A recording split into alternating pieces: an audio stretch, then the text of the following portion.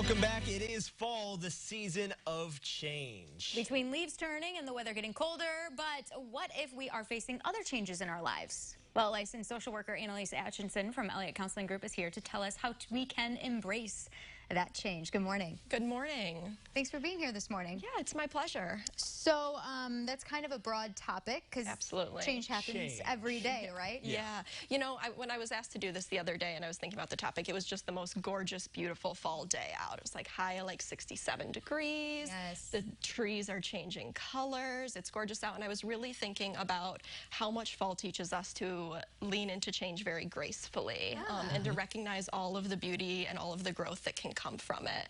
And then, of course, woke up this morning ready to do this interview, and it is raining, it is dark, it is gloomy, and I'm like, well, there goes my plans. Yep, there is that's one change. Exactly, exactly. But you know what? Instead of, letting everything go out the window, of course, we lean into it, right? Because those rainy fall days, without those, we don't get those rich, vibrant colors in the trees. So grabbed a cozy sweater and got ready to go. Right. So when we talk about changes, though, we're not actually talking about changes in the weather. Exactly. We're talking about personal changes. What are some examples of those? Absolutely. So at Elliot Counseling Group, I find that while the clients that I see are going through a huge, huge variety of things, so much of it comes back to just major points in life changing, whether it's finding a change in career, whether it's facing the end of a relationship or the beginning of a new one, changing a major in school, seeing so many students. So many of these things boil down to just having so much difficulty with transitions, which is really normal and natural, because if we deal with any kind of depression or anxiety at all, when we see transitions coming, our brains tend to go to the worst possible place. We tend to really, really catastrophize and see, just like the worst ending to that story. But we're usually not seeing the full picture in those moments. Yeah. So why do you think that is? Why do we tend to go to that? Well, honestly, because we are really hardwired to go that way at times. So first of all, it has to do with a lack of control. We're usually not in control of a lot of the big changes that come our way in life. And even when we are, it can be hard to acknowledge that. It can be hard to make those difficult choices about it. And when we are experiencing a lack of control, we tend to feel a lot of uncertainty. And our brains are really programmed to not like uncertainty very much. Right. There's even research that says that we are less stressed when we know that something bad is definitely going to happen when we're not sure one way or the other. Interesting. Right. Yeah.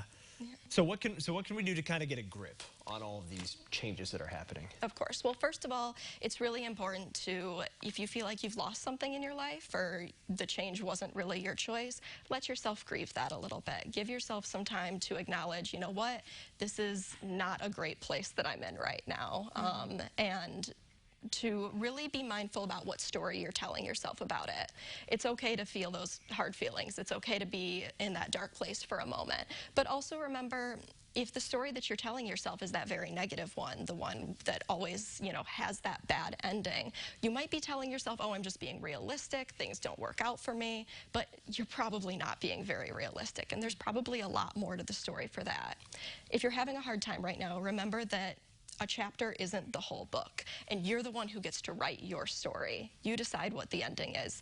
We don't get to choose what happens to us sometimes, but we do get to choose what our reactions are and what we make out of it. And after you give yourself a moment to grieve and acknowledge what's happening, maybe look around and see what the opportunities are and see what doors have opened for you.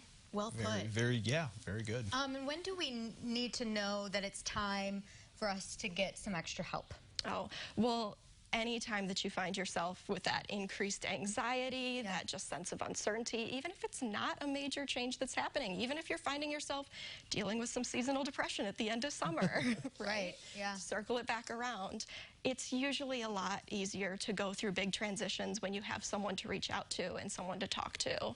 And remember, you may have access to counseling services as well. Elliot Counseling Group has 3 locations. We're in Champaign, Urbana, and Tuscola, and we accept most insurances as well. So feel free to reach out anytime. Very good. And good sometimes advice. It just helps to have that conversation to just get another perspective. Absolutely. Have somebody to bounce ideas off of, and maybe somebody who can help you find the opportunities that are there. Very good. All right, Analise, thank you so much. It's my pleasure. Thank you. We'll be right back.